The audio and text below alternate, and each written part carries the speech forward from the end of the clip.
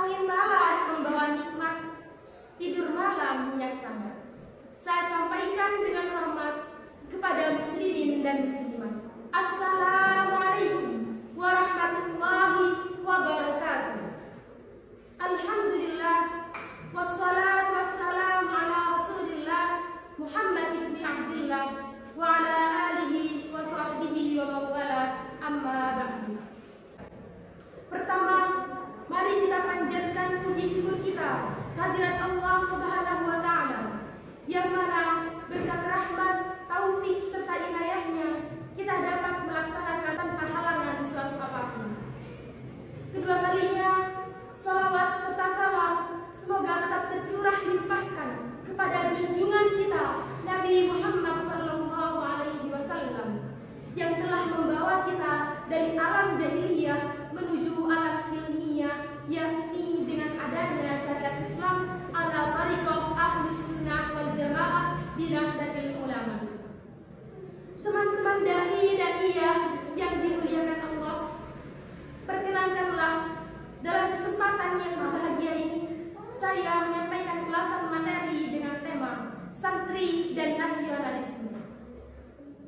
Para hadirin rahimakumullah, di tengah globalisasi, informasi, dan wajah media tak menentu, santri harus bisa menjaga tradisi lama yang baik dan mengambil tradisi baru yang lebih baik dalam mempertahankan NKRI.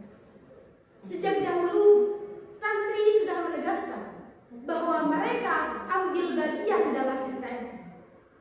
Maka, ketika ada paham baru yang menegaskan bahwa negara Islam harus berdiri di Indonesia, bukan nation state seperti sekarang ini, jangan langsung tergiur karena menjadi seolah-olah lebih Islamis. Yang baru bukan berarti lebih baik. Yang baru boleh diyakini kalau membawa kebaikan.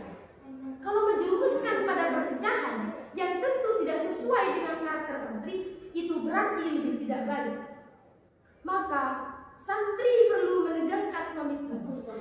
Artinya bahwa Negara Kesatuan Republik Indonesia berdasarkan Pancasila dan Undang-Undang Dasar 1945 itu sudah final dari perjuangan santri. Tidak boleh ditawar lagi dan tidak boleh diganti lagi. Disinilah santri harus berdiri tegak mengawal NKRI. Akhirnya, sebagaimana peristiwa yang telah berlalu, momentum 22 Oktober 1945 harus memperteguh komitmen santri terhadap keutuhan NKRI. Dari santri, oleh santri, untuk NKRI. Kalau santri saja tidak bisa menjaga keutuhan NKRI, bagaimana tercipta cita-cita Islam yang rahmatan lil alamin? Justru yang tercipta Islam yang fobia perbedaan dan penyuka kekerasan. Betul? Kalau ada orang yang bertanya, apa dalil cinta tanah air NKRI? Maka jawablah berdasarkan hadis Nabi yang berbunyi, An Anas radhiyallahu anhu, anna Nabi sallallahu alaihi wasallam kana idza qadima min safarin fanadara ila juduratil madinati aw du'ana qatahu wa in kana ala dabbatin harraqiha min hubbi, yang artinya diriwayatkan dari sahabat Anas radhiyallahu anhu bahwa Nabi sallallahu alaihi wasallam ketika kembali dari berpergian dan melihat dinding-dinding Madinah, beliau mempercepat laju untanya. Apabila beliau menunggangi unta, beliau menggerakkannya untuk mempercepat. Kenapa? Karena kecintaan beliau terhadap Madinah sebagai tanah air umat Islam setelah Mekah. Para hadirin rahimakumullah, kalau ada orang yang bertanya, mengapa harus santri? Karena santri telah dipercaya pernah menjadi tonggak dalam perlawanan terhadap penjajah dan menjaga NKRI tetap utuh. Santri juga memiliki ciri khas karakter yang sesuai dengan spirit menjaga keutuhan NKRI sendiri. Karakter santri inilah yang harus dilestarikan di lingkungan pesantren.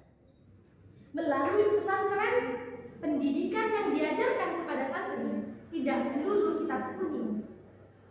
Akan tetapi, santri juga ditanamkan cara bermuamalah, baik secara individu maupun sosial. Para hadirin rahimakumullah, menurut Kiai Haji Wahid Hasyim bahwa jiwa nasionalisme di lingkungan pesantren terbangun dari 3 nilai. Yang pertama, persaudaraan antar sesama muslim atau ukhuwah Islamiyah. Yang kedua, persaudaraan antar sesama anak bangsa atau ukhuwah wataniyah. Dan yang ketiga, persaudaraan antar sesama manusia atau ukhuwah syariah.